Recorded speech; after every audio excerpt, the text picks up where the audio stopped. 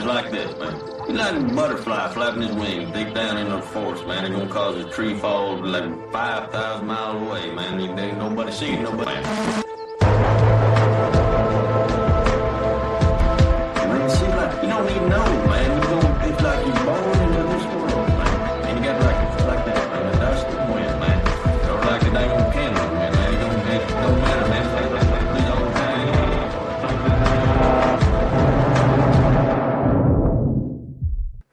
All right, so as you guys are no doubt aware, we've changed our business model at the Jay Burden Show. New big development is Jay Burden Show Premium Feed. You still get the same content no matter when or where you watch, but if you want the episodes early and ad-free, you'll have to throw me a few bucks on Patreon, Subscribestar, Substack, or Gumroad. Links down in the description for those. Again, your financial support is not required. You still get the same stuff on the regular free feed, but I really appreciate it if you'd consider throwing me a few dollars. It's how I keep the lights on here. Thank you, and let's get on with the show. All right, Paul, P.F. Young, welcome to the Jay Burden Show. How you doing, man? Thank you very much, Jay. I'm doing well. I'm looking forward to the conversation. Yeah, I am too. So I came across your work relatively recently. It was recommended to me by a mutual friend of ours, Benjamin Boyce. So if you could you describe who you are and what you do to my fan base?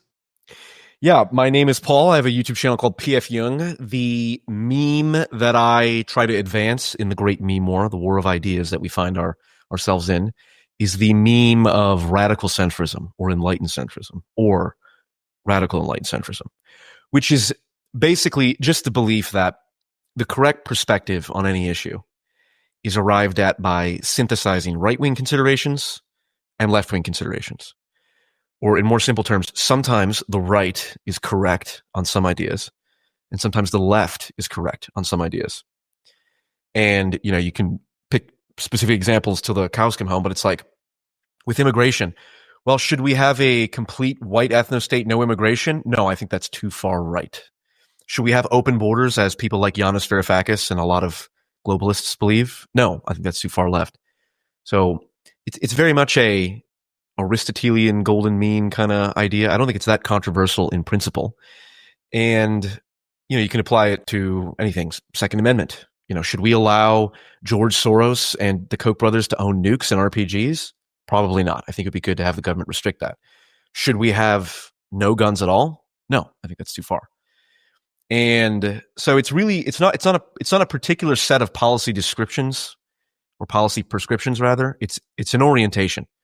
It's just a general approach of I would never call myself a radical right winger or radical left winger because I just disagree with the radical right and radical left on some fundamental issues. Of course, depending on how we define them. But I also agree with the radical right and the radical left on a lot of issues.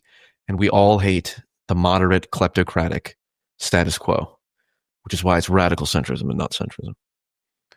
Yes, there's several things there, right? Like when we talk about these terms, right and left, there's sort of two levels of analysis there, right? We can abstract to order and chaos, right? Look at it as kind of these human tendencies, or as kind of a modern political terminology to describe, to be honest, the politics of the post-French Revolution world.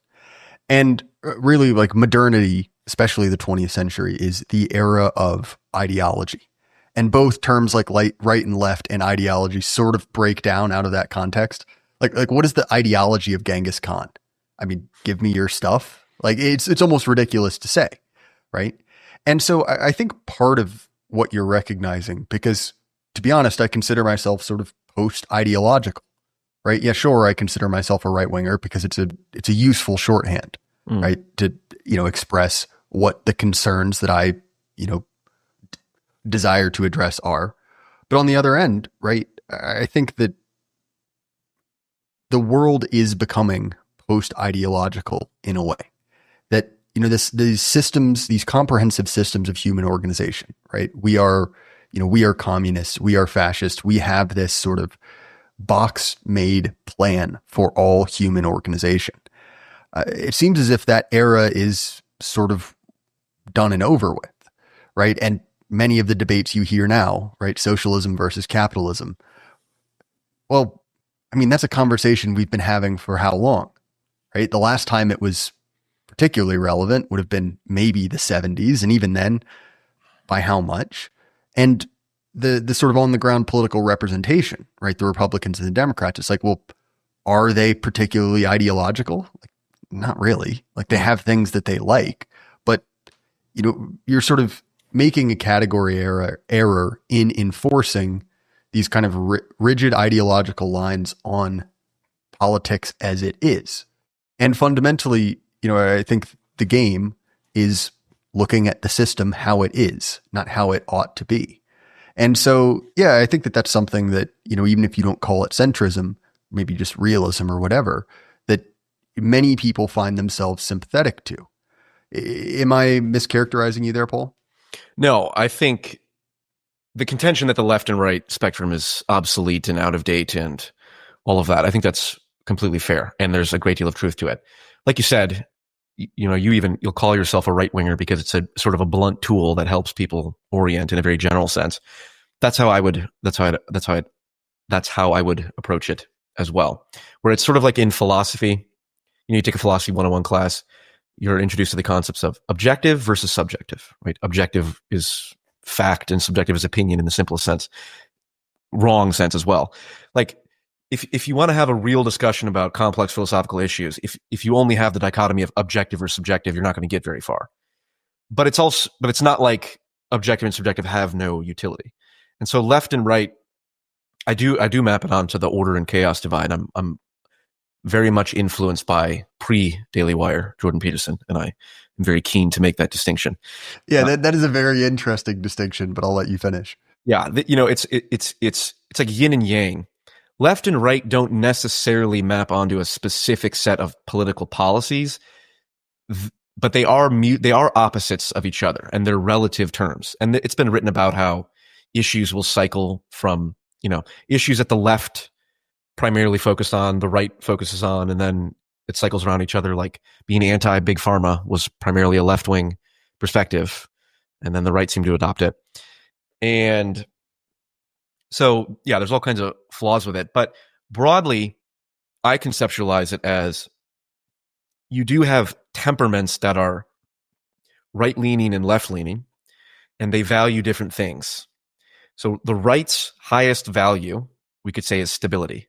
There's a certain personality type that is high in conscientiousness, fairly low in openness, that says, we have something good, we have something working for us, our society, our social structures, and if we change them too much, it's all going to collapse. And that's absolutely true. If you do change things too much, they will all collapse, and then you have nothing.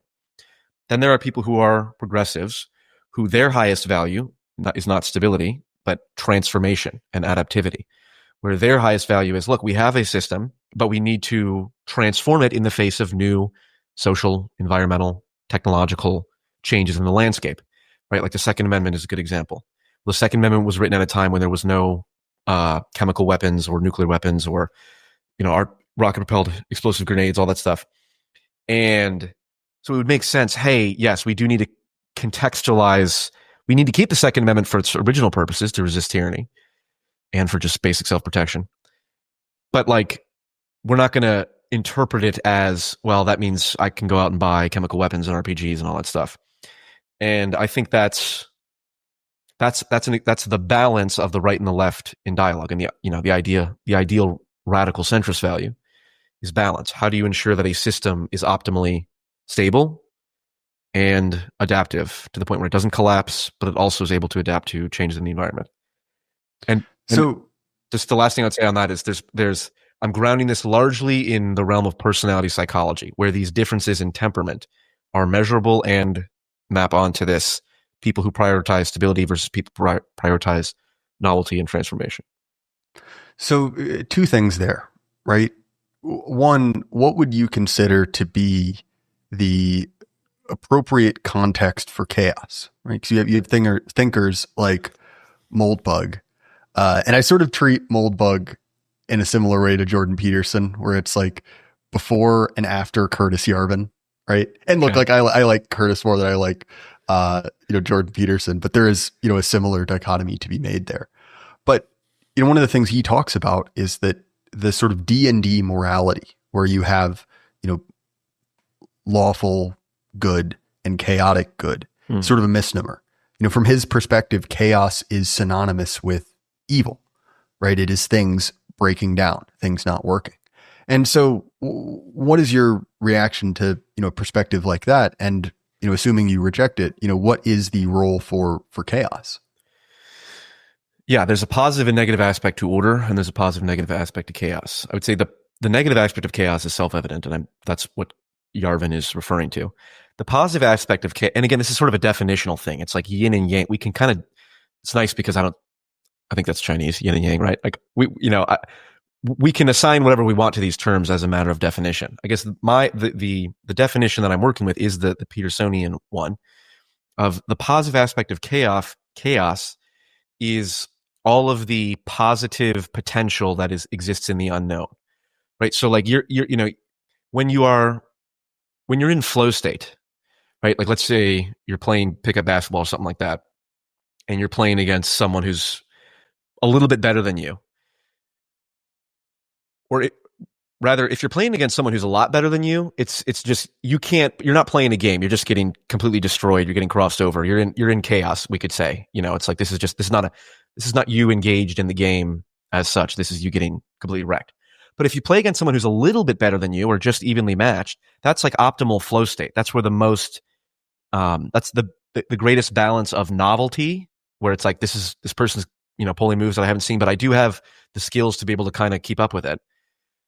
Like that's the optimal state versus you play someone who's much worse than you. There's no chaos there. It's just order. It's just stability.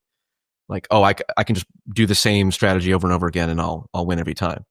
And so as a matter of definition, like the positive aspect of chaos is the positive aspect of the unknown and novelty, right? And it's, I think the flow state example is sort of the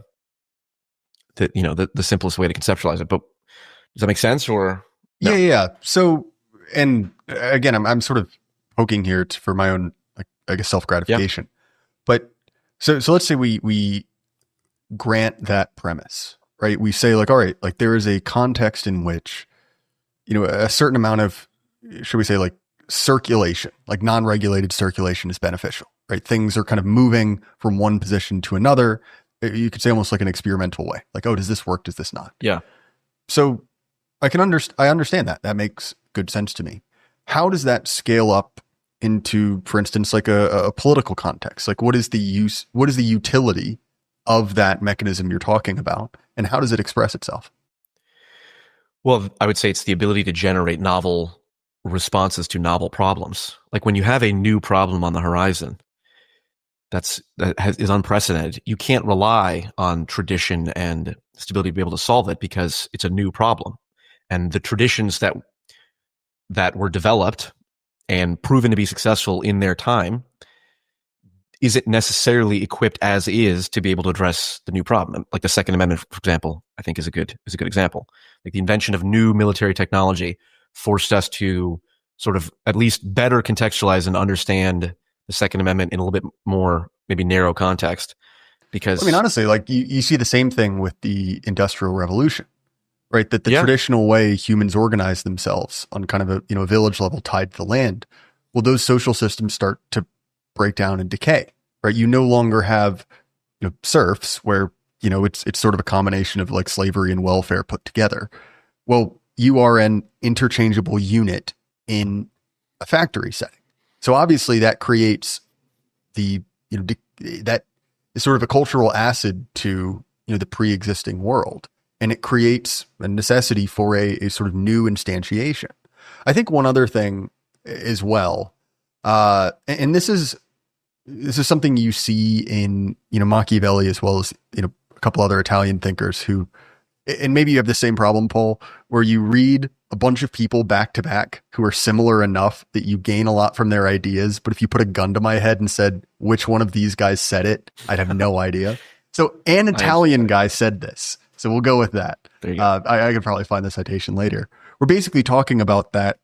That's a kind of ossification of excessive order, where you have a society that is too rigid, and that actually affects the rulers, right? The people at the top, which is if there's not enough changeover, if they're not bringing in new competent people from speaking broadly, right, the lower and middle classes, then you're stuck with, flunkies and fail sons, right? You're stuck with, wastrels who can't do anything, are simply there because of their position.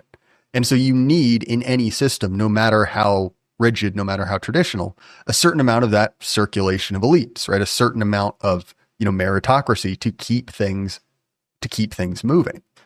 So I'm curious, right? Based in this kind of analysis you put forward, how would you categorize the third positionists, right? Particularly in the 20th century, the people who said, I am a synthesis of left and right. Like you could look at the revolutionary right wingers or kind of make up the fascist movement, like someone like Mussolini. Like where do you put that sort of synthesis? Because from a certain perspective, that is, you could almost say like imperial centrism. Like that maybe a stupid term for it. Yeah. Right? Well, it's funny because, in many, like I would say I'm a nationalist, civic nationalist. I believe nationalism can be good and something that we should pursue. I wouldn't call myself a socialist, but I am obviously sympathetic to some of like the basic, policies that a socialist would support, like capping credit card interest rates, or maybe even taxing speculation.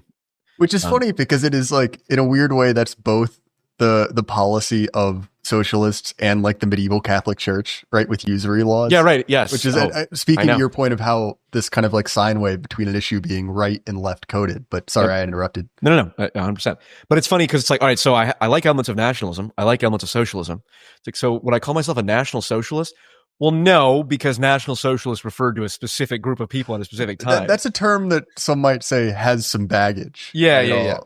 Right. And I have this discussion with my dad, who's, a 70-year-old boomer. And he's like, look, I'm white and I'm a nationalist. So I'm a white nationalist. It's like, well, no, because when you put those terms together, it means something different than just the combination of those two terms.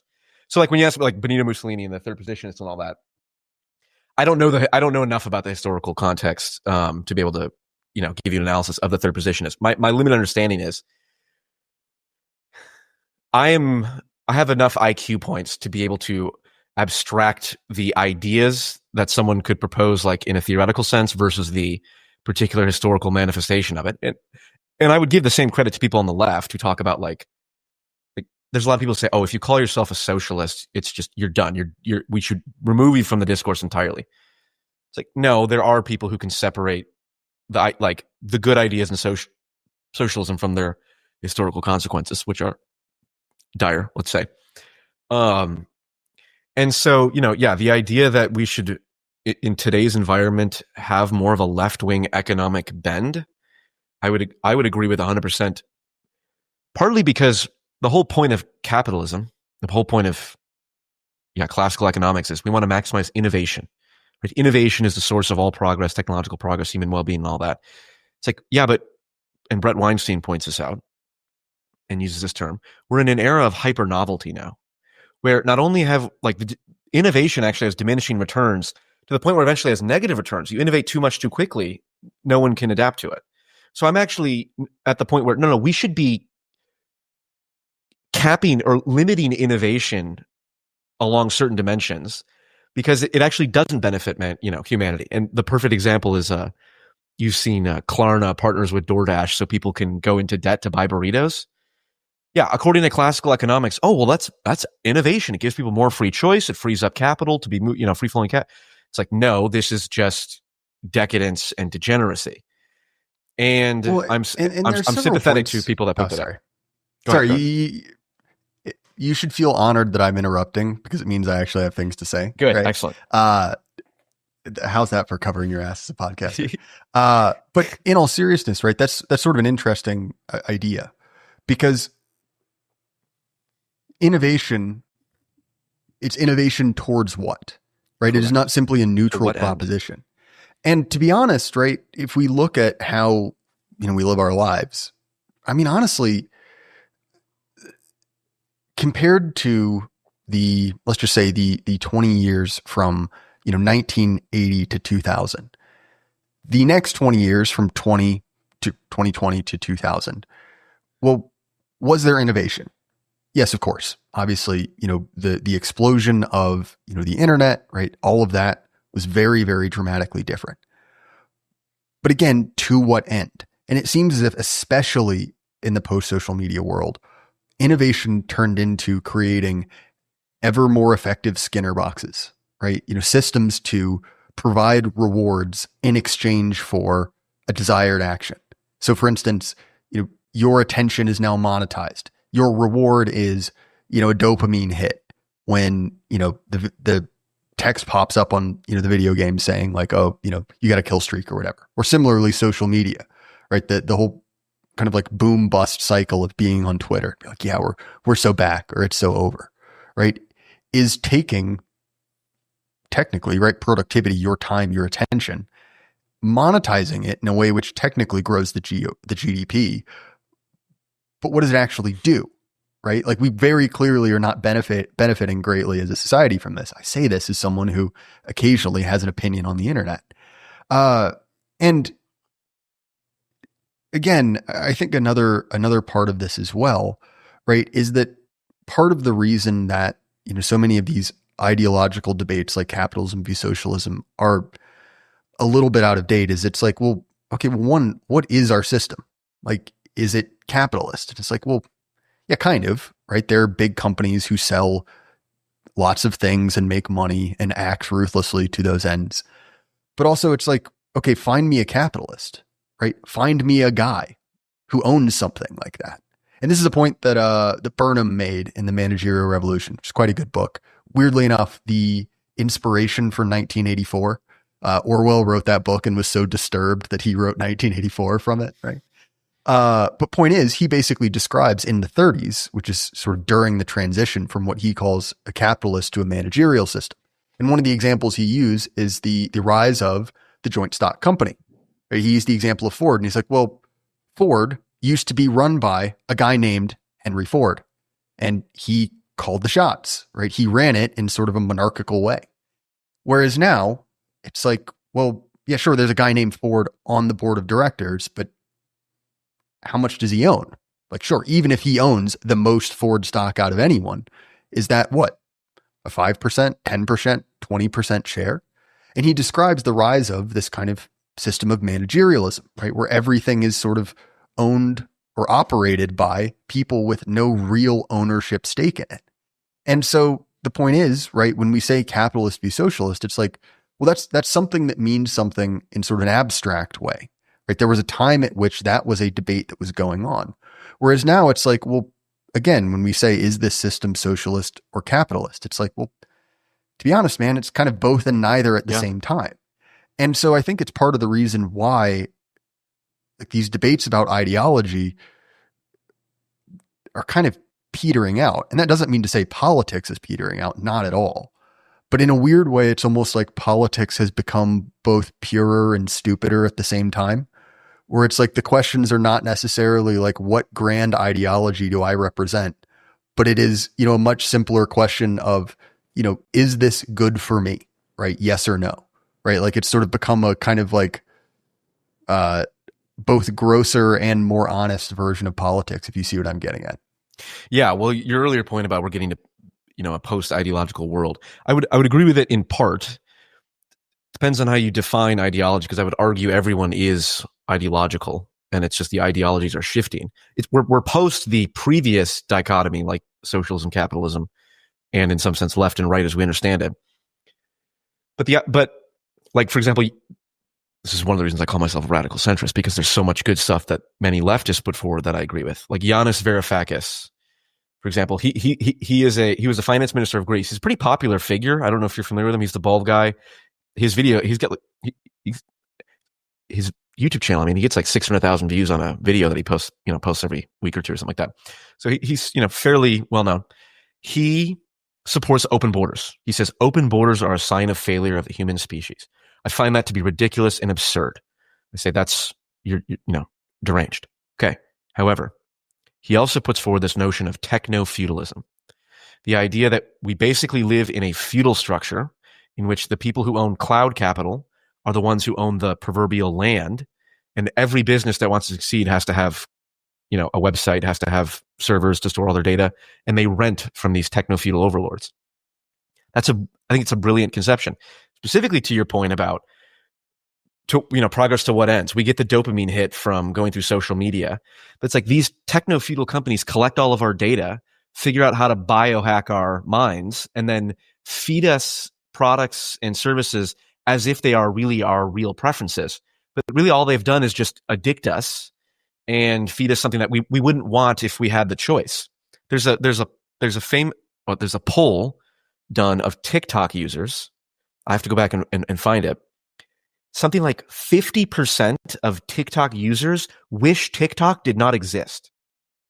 Talk about to what end is this? It's like what, and I think everyone can sympathize with the idea of which would you rather have, if you could make a choice, would you rather have, the newest iPhone with really high end AI and all those different things?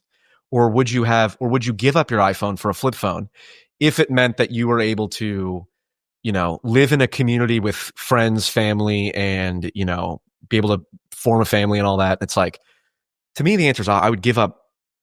As much as I love YouTube, I would delete my YouTube channel if it meant I could, be immersed in a real community where I could actually, have a family, raise kids and all that, with the caveat that I'd be able to create the YouTube channel later on because I need to bitch about stuff online, more as like a hyper ideas person. But my point is, yes, it is absolutely fair to say, well, is it capitalist? Is it socialist? This is kind of an outdated way to look at it. I would not necessarily agree that we're post-ideological, because I think it's more fair to say the ideologies are shifting. Again, part of the reason I like radical centrism is because it's whatever I want it to be, kind of. It's a meme in some sense. Obviously, if someone calls themselves an enlightened centrist, you can be sure they're not actually enlightened. So there's a tongue-in-cheek element to it, but it doesn't speak of a particular ideology other than, hey, I think when the right makes good ideas, people broadly on the right, we can synthesize those with the good ideas on the left and, separate the wheat from the chaff. And there are people who are still committed, like Marxist-Leninists or members of the new right, the dissident right, all that stuff. So it's a realignment of the political landscape. I wouldn't necessarily say it's a post-ideological landscape. All right. So as you guys are no doubt aware, I have been partnered with Axios Remote Fitness and Coaching for a long time. They're one of our oldest supporters.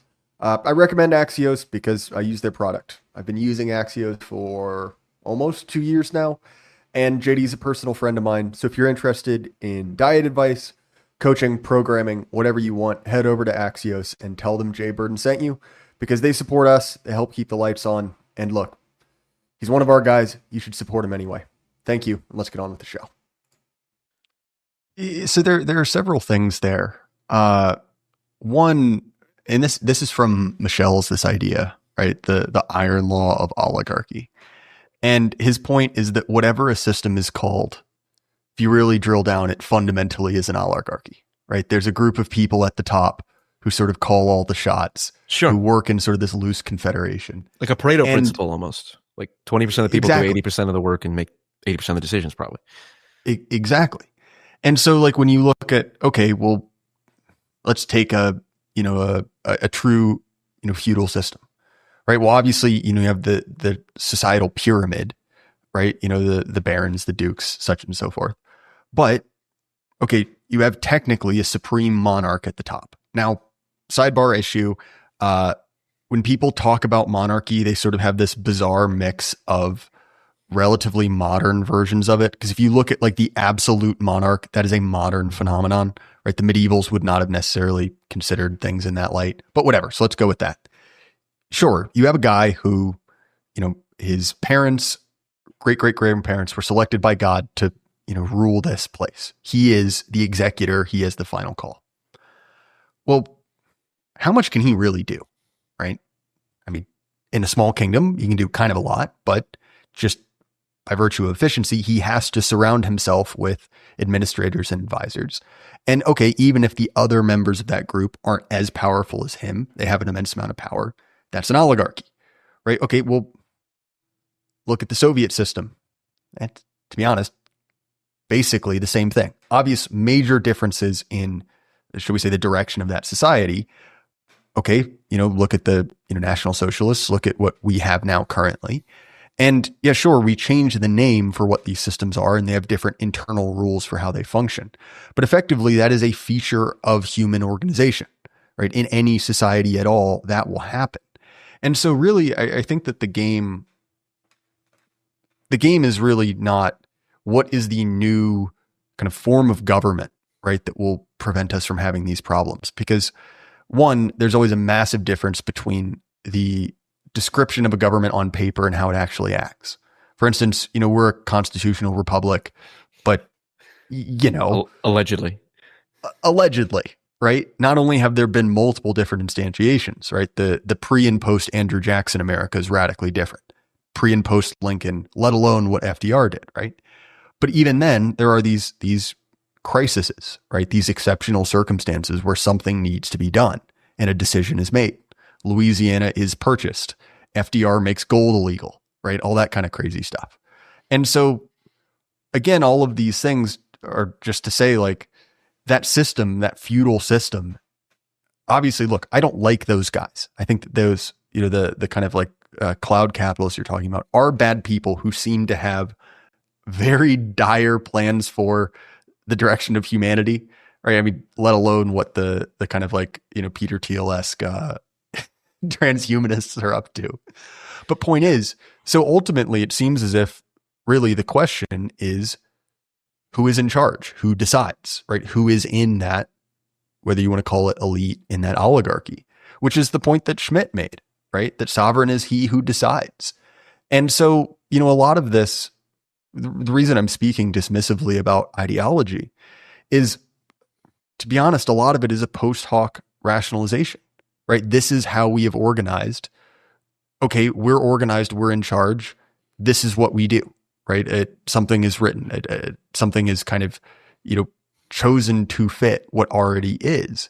And you see this as well, where leaders very rarely take their ideology into account when it contravenes their interests. And so I don't know, man, maybe that's a cynical take. But again, if fundamentally our object here is looking at the world as it is, not as we want it to be, it seems as if a lot of that kind of discussion of politics is mistaking the noise for the signal at a certain point. Is that overly cynical, Paul? It might be. It might not. I'll take the fence sitting position on whether it is overly cynical. Enlightened centrism on correct. My question. Yeah. It might be. It might not be. Certainly seeing the world as is. Yeah, it's hard to say because, again, I mean, my conception of everyone's ideological. Like even people who do not know who Karl Marx is or know anything about politics, they're operating, they are unconsciously operating by certain ideological assumptions. But if you live in Western civilization, if you live in the United States, you are, and you claim to be quote unquote secular, you are operating on a Christian ideological framework, whether you realize it or not. Right. And this is to cite Moldbug again, right? His point that there's no such thing as a true atheist. You're a Christian atheist, a Jewish atheist, or a Buddhist. That's an interesting overlap between him and Peterson. I did not know Moldbug said that explicitly. But yeah. So I guess I view ideology, culture, meme, sort of as all touching the same thing. It's whatever the software in our minds are, as opposed to like our hardware and biological behavior and all that stuff that's kind of archetypal and universal. Like there's always going to be aggression and anger and tribalism. Tribalism is not ideological per se. Tribalism manifests in ideology, but it's a different thing. And so, my whole project on the YouTube channel is twofold. It's articulating the rules of the great meme war. And I mean meme in the Richard Dawkins mimetic sense, what a meme is to culture. A meme is to culture what a gene is to a biological organism. A meme is a discrete unit of cultural information. And there's a war of memes going on. And so I want to articulate the rules of mimetic warfare. Why do some ideas ascend versus others? Why is Nick Fuentes on a generational run? Why is Hassan Piker as popular as he is? Why is why is the wife jack meme? Why did that catch on for a while? It's like it's not random. These ideologies, these memes, they're sort of like how a genetic virus will infect someone to the degree that the spike proteins on the virus match the receptor in the brain. Right? You're familiar with that? I think a lot of people at least understood that mechanism based on the pandemic. Memes are a similar way, where an ideology will infect someone's mind to the degree that there's something about that meme, there's something about that ideology that hooks into their psychology.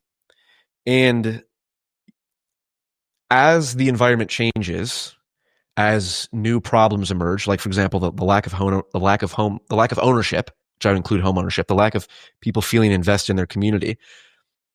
Okay, that's a real problem. That suddenly shifts people's psychology to change what kind of memes they're receptive to. Perfect example is post-October 7th and Israel's behavior in response. It's like, people are out here like, I don't understand this rise in anti-Semitism and criticism of Israel after October 7th.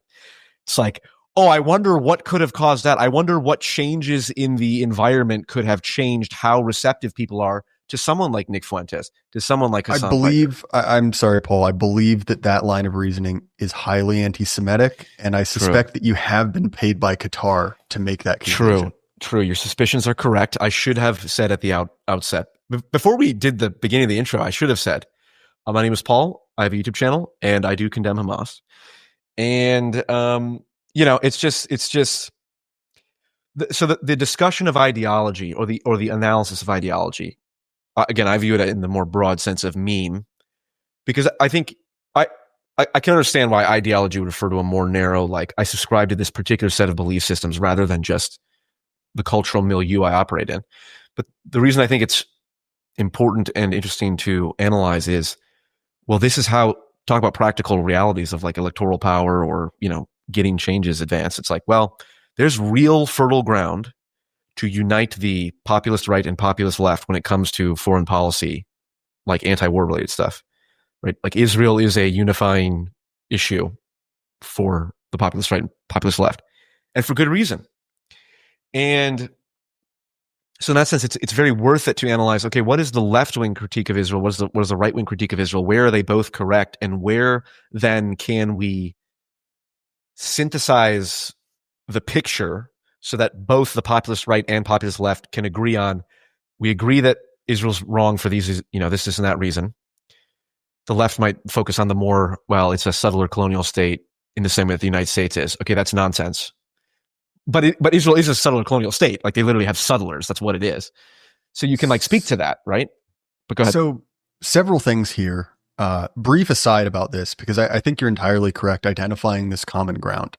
I think a big part of the sticking point, and I'm taking this from a conversation I had with a good buddy of mine, Stormy, and then his girlfriend ended up chiming in. Very insightful. And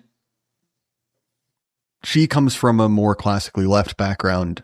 Stormy and I are very much right wingers. And because of that, she was able to see part of the reason, or part of the, I guess, the divide that has kept those, at least so far, the populist left and populist right, as you describe them, from unifying over this issue. And what she says is that the way that the right and the way that the left conceptualizes enmity, right, disagreement is different. So she used the example of Thanatos and Eros, right, the life drive and the death drive, as taken from Freud, I believe, initially. And what she described is that, like, the Thanatos, the death drive, the right-wing conception of enmity is like me versus you. Right? It's like you want to hurt me. So in, shall we say, the right-wing description of the issues with Israel, yeah, sure, there's reference to Gaza, right? The humanitarian crisis, which, offends almost anyone's moral sensibilities. But that's sort of secondary to AIPAC, to, the weird things being said by our politicians, right? To the, shall we say, outsized influence of, as I say on the show, a prominent Middle Eastern democracy, right? Now, I say Zog. I say Zionist occupied. All right, you're going straight for it. But yeah, I can never figure out, by the way, what YouTube will and won't censor. right? Because like yeah. every once in a while, I'll get a little bit. I'll get rolling, say a few things, and then forget to edit it out, and that goes fine. And then like I make one comment about Bill Gates in the year of our Lord 2025, and it turns out that's still a well, damn it, I guess I said it. Yeah. That's still a word you can't say, at least if someone's mad at you. Point is, the conception of enmity on the left, right, is tripartite, right? Obviously, you have, as you hear constantly in right-wing analysis of the left, you have victim and victimizer, right, which is the classic, victim mentality, resentment, as you see in Nietzsche or whatever. And, much ink has been spilled on that. It's not entirely wrong, but there's a third moral actor, right? There is, the hero, the defender.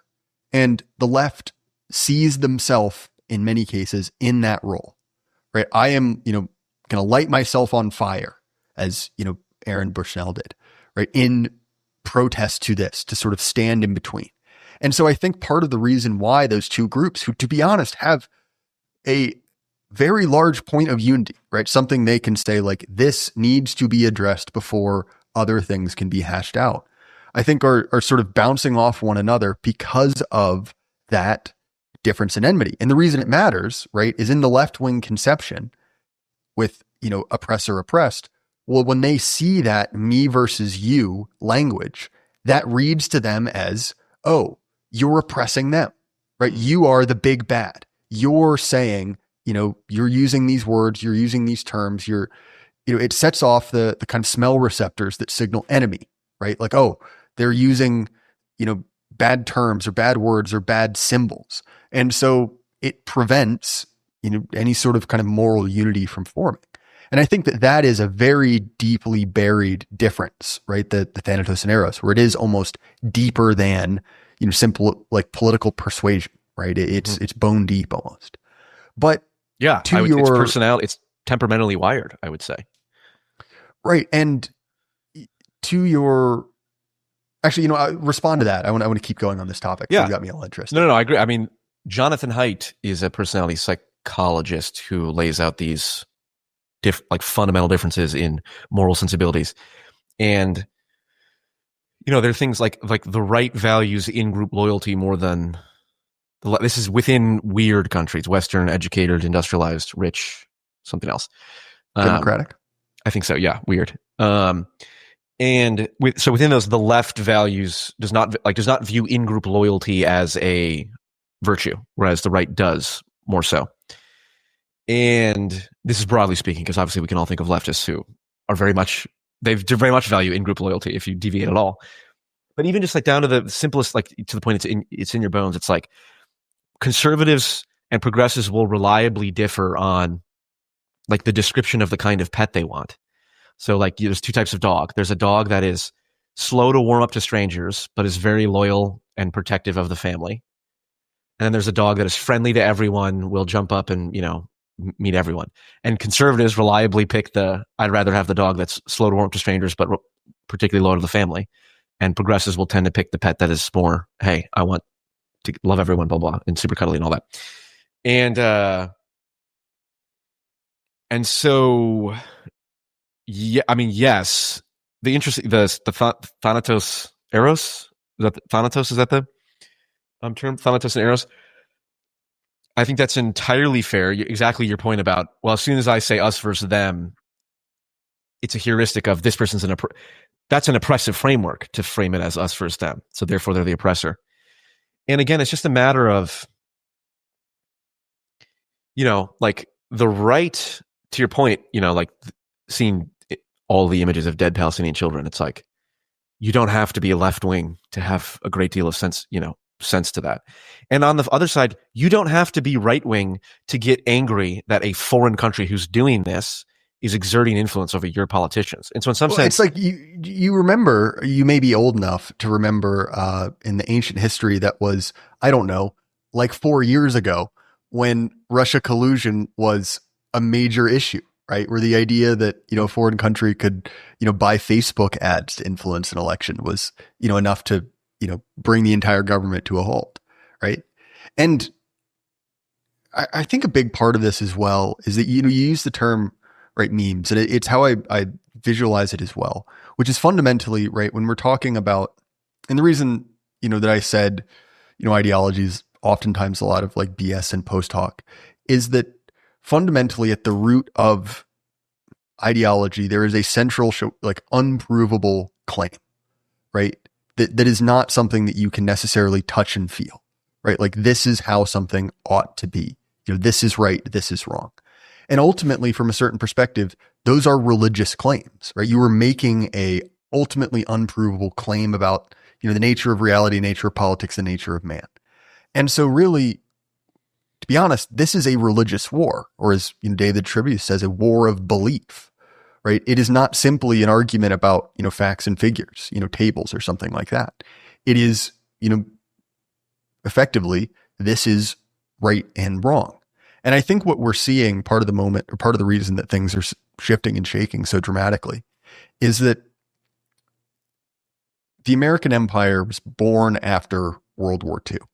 And there was a post-war consensus, right? There was a general assumption by most people on the sort of the third rails, the things you don't touch, and then, the acceptable sort of state of play, right? We're all roughly on the same side. And, partisan politics for 20 years afterwards is relatively tame, right? Obviously, politics still exists. But obviously, you have this explosion in the 60s where, due to any number of things, right, a changeover in elite, shifting social values, the baby boomers, well, all of a sudden, we start to see the precepts of that get violated a little bit. Like it's still pulling in the same direction, right? They're still ultimately basing many of their claims on the same thing, but we see a shift. And that rift within society gets wider and wider and wider to the point now where it's like each of these sides fundamentally have split. They're no longer the same civic religion anymore, right? They do not share those same base unprovable assumptions.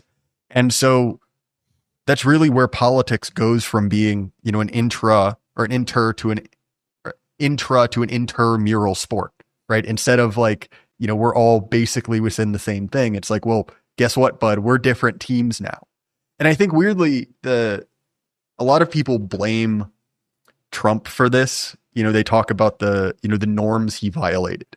And they're not wrong. He did violate norms. But he sort of recognized that those norms had already been violated a long time ago. And this had created an opportunity, right? An opportunity for someone like him to defect, to cross the lines and seize a certain amount of power, right? This base that was unaddressed.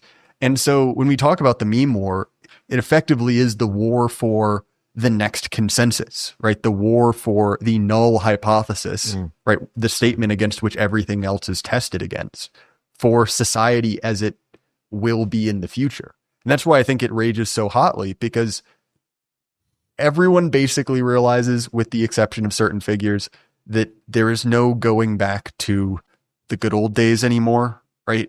Like a religion, if no one believes in it, if no one feels like it's real, it doesn't have power, right? Like if you started, I don't know where you're based, but like the small town church of Artemis, like okay, like no one cares, right? It doesn't have any force. Whereas 3,000 years ago, you have a cult, not like a negative sense, but like you have a group of people for whom that is a real thing, even in a way where they may not be able to touch and prove that, they're being blessed, but it has that kind of buy-in necessary for something to work. And so, sorry, that was a big rant from me, Paul, but you got me thinking. Yeah, well, the point about the meme war is a war over whatever the consensus will be, the main line of society. It's like, it's the 3% rule, where in any major historical or cultural societal shift, it's only 3% of people who were committed ideologues that kicked off then a giant cascade preference in which everyone shifted. So 3% of revolutionaries in the Revolutionary War in the United States. Yeah, hence the kind of bizarre like 3%er movement, right? They took their name from that. Yeah, right. And the same is true in Nazi Germany, Soviet Union, anywhere there are significant societal shifts. It's a small number of people who end up, and I would say a technical way to describe that is to kick off basically one giant preference cascade once they've ascended to power, and then they kind of control the cultural consensus. And so, the fact that it's a fight over religious convictions, this is what Peterson would describe as we've blown out the metaphorical substrate of our ethos, right? We're not grounded in the same assumptions, non-rational, non-logically self-justifying assumptions, but the beliefs that we're all made in the image of God, right? That there is a moral order to the universe that we should follow, right? Or even just, more practical ones like hedonism is bad. It's like, apparently no, hedonism is the thing that maximizes GDP. And so to attack hedonism is an infringement on people's individual freedom and all that. Even the conception of freedom, we don't agree on, of positive freedom versus negative freedom, And this might not be exactly what you're asking, but maybe a logical next step to that question or analysis would be, okay, how do you resolve interreligious warfare when the fundamental axioms are different? Well, on the one hand, you can't resolve it with the committed ideologues. Like it is an us for them thing in terms of like there's always going to be people in society who are just opposed to you on the face of it for whatever reason, childhood trauma, incentives, whatever, right? Like there's always going to be psychopaths and sociopaths too. So the goal is never universal consensus, right? But the question is, well, how do we convince people who, at least ideologically, have different axioms? And I would say, and this is a fundamental rule of the meme war, and I would say it's kind of a central thrust of my channel, one that upsets a lot of people, particularly people who are on the autism spectrum, which I may or may not be. I will neither confirm nor deny. But I often put forward, this meme of logic is subordinate to vibes. Vibes matter more than logic. Now, it's as a radical centrist, I believe logic and intuition and vibes should be balanced. But my point is, the primary way by which most people derive their beliefs is not through logical empirical analysis, is not through listening to someone debate an idea and then adopt, this seems more logical sense. The primary way that people derive their beliefs is by imitating the beliefs of people they admire. Right? So, hey, this person I like and I regard as intelligent and admirable believes something, I'm more likely to believe it, or it's okay for me to believe it now. And so in my mind, the way that you win a meme war, this is going to sound campy and generalized, but like, it's not by, well, how do we just make the better ideological case? It's, if your ideology is better, when you act it out, you should have a better life and you should exude more positive vibes, positive charisma that people want to admire. Someone who is genuinely committed to the truth and not in a way that is self-serving or to try and, hurt other people, but like, I genuinely want to know what's true in the service of human flourishing. That person will exude more admirable qualities that catalyze the instinct in people to imitate that person and their beliefs, right? And so in some sense, it's like, well, you want to win the meme war, be a good person and get more good people on your side. And I don't mean good in some like hippie sense good. I mean like good, competent, morally just, but also, righteous where it needs to be and all that. It's like, be an example rather than a debater or debate bro, And that's what a lot of this ideological debate seems like it is. It's just people arguing over, like when Charlie Kirk does his fucking TPUSA events and the people come up and it's like, everyone knows this is just a chimp dominance like a masturbatory thing. exercise. Yeah. So one of the things, and again, this is, when I say cynical, it's like, I don't necessarily love these conclusions, right? But one of the things when I notice how like ideology percolates, it seems to be top down, right? That something is the law of the land and it becomes popular and sort of morally justified once it's done. So for instance, like Obergefell, right? The gay marriage decision is a good example. Historically unpopular. And even right on the eve of the Supreme Court decision, it was roughly 60-40, 60 against 44. And so, by the kind of like strict math, you'd assume, well, that will probably continue. What happens, right, is the decision's handed down in 2013. And very, very quickly that flips, right? So, okay, you have 60% for, 40% against, right? A pretty significant transfer. But also, right, sure, you have the kind of holdovers. And so, again, maybe this is too cynical, but part of me wonders if it's basically just the game is getting in charge. And once you're in charge, the other stuff follows, right? Assuming you can actually run the society correctly. Maybe that's an overly cynical view of it. Well, but no, you're definitely the institutional aspect of this. And I think that's something that Curtis Yarvin focuses on, as well as, the whole New Right, Christopher Rufo and all that. There was they just came out like 2 days ago with a discussion between Christopher Rufo, Patrick Deneen, Curtis Yarvin, and someone else. Oh, I got to check that out. I was like, this is front line of the meme war type stuff. We need to pay attention to this. But I agree with you. Institutional power is absolutely fundamental. Technological power as well. Who controls the algorithm is obviously going to have a great deal of influence in whose memes spread. But it's not as simple as that, because there is a human nature aspect. Going back to the human mind is receptive to certain ideologies, and that can't change. Or you can't exert, that's not as malleable as you think it is with institutional power. And I would point out, like, who's had all the institutional power for the past 10 years? The woke, right? The woke left. It's like, woke is dying.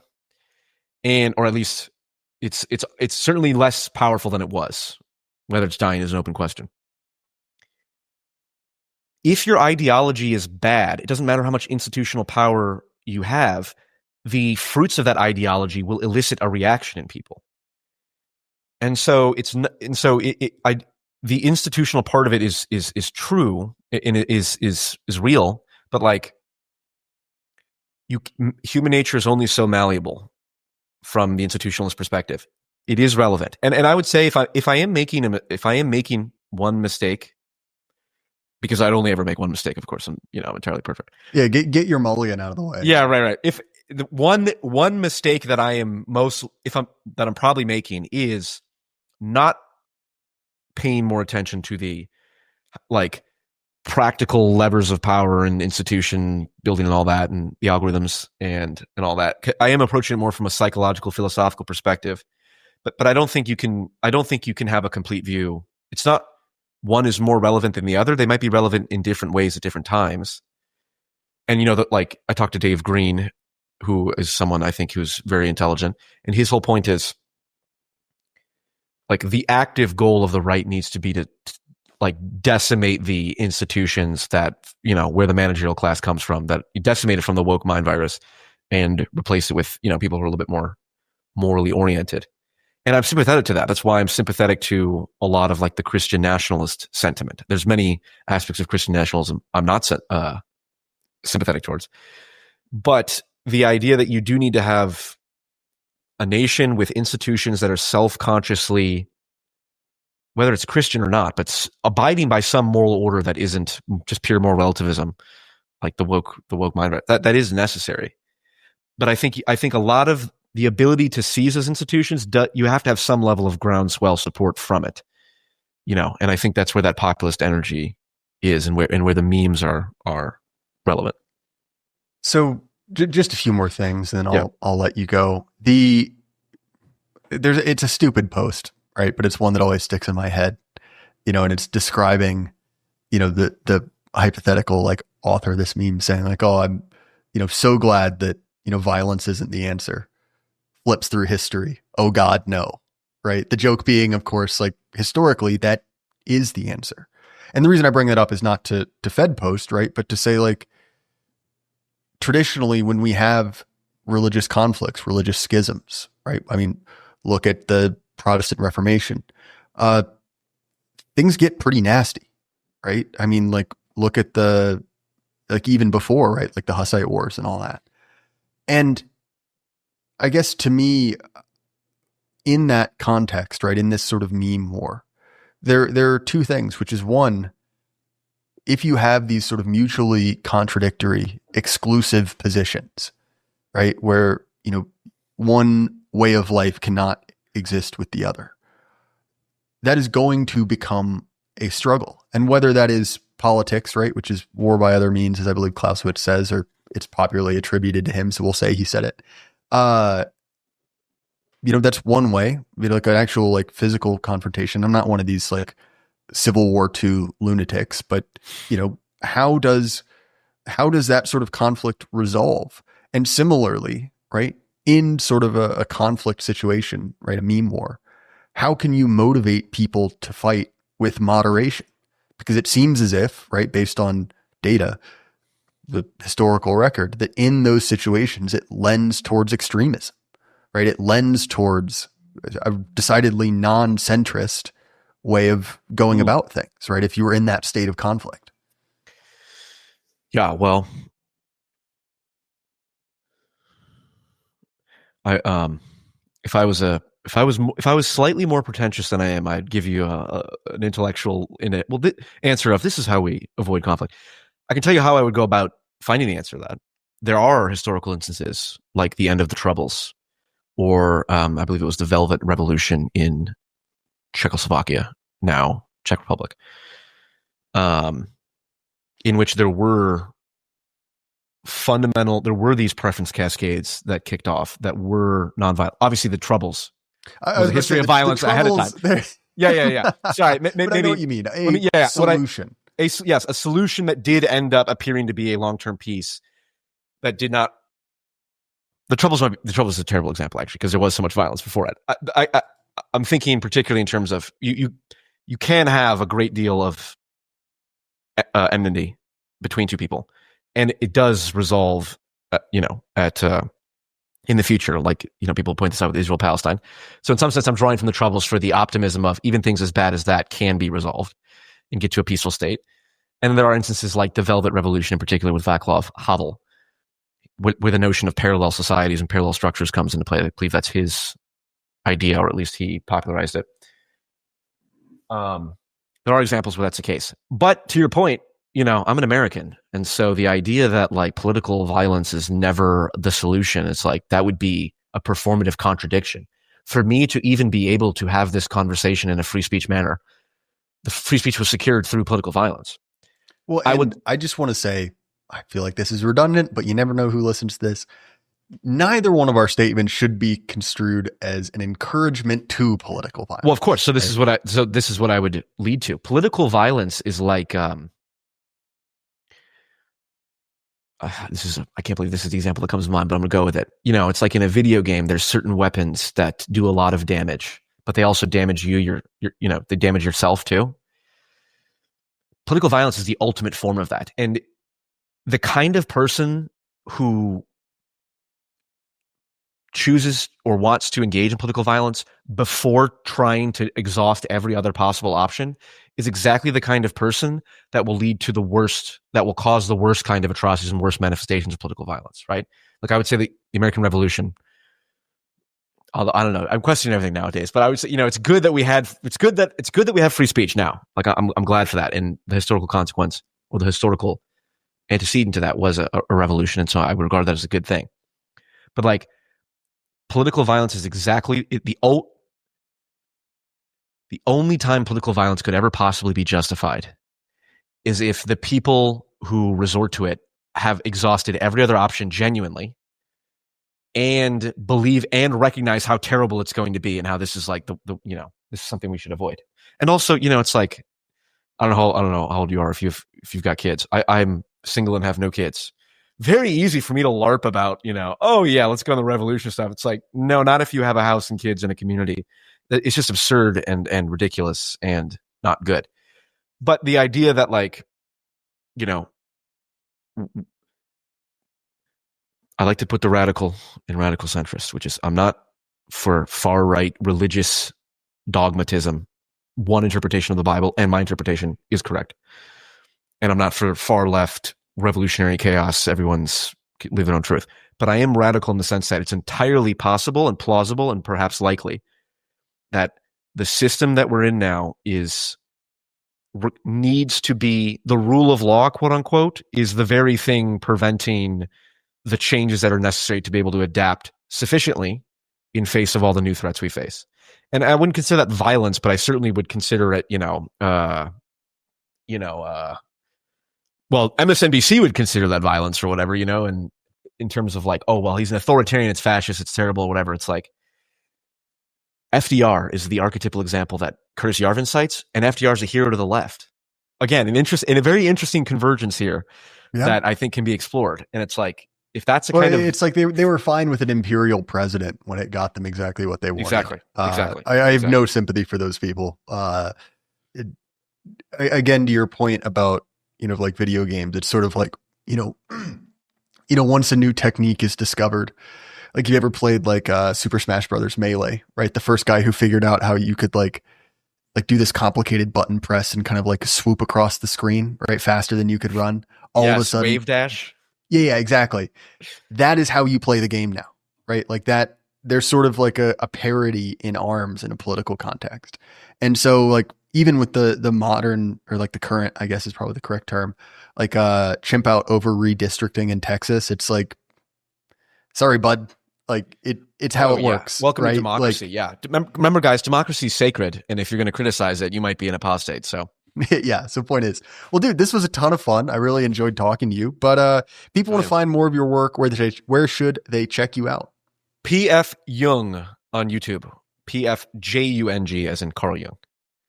All right. And then you have a Substack as well, correct? I do. Yes. I contribute to it. I contribute to it. Well, it's my own Substack. I'd hope I contribute to it. Yes, I have a Substack as well. YouTube is my primary mechanism, but Substack is there. It's there, and it's a place where I'll do one-off specific quips about things. And yeah, it's a little bit more sane than some of my rants. This is for my YouTube. I lean very heavily into irony and dark humor on my YouTube channel. So if people watch this conversation, go to my YouTube channel, you may find it a little bit jarring, but that's okay because life is jarring and I'm just preparing you for the real world. Well, sure thing. Those will be linked down in the description. Please check them out. As far as the Jay Burden Show, you can find me on Apple, Spotify, YouTube, anywhere you want to listen to podcasts. If you want to support us, you can either do that directly by checking out our sponsor, Axios Remote Fitness and Coaching. JD is doing good work there. I've been using his product for 2-3 years now. And I just sent me a message. He's going to start bullying Instagram bodybuilders, which I think is the best use of company time possible. So you should support him, help support me. If you want to get the episodes early and ad-free, you can do so on Patreon, Subscribestar, Substack, anywhere you want. Again, Paul, this was a ton of fun. And everyone at home, keep your head up. Life can't last forever. Good night.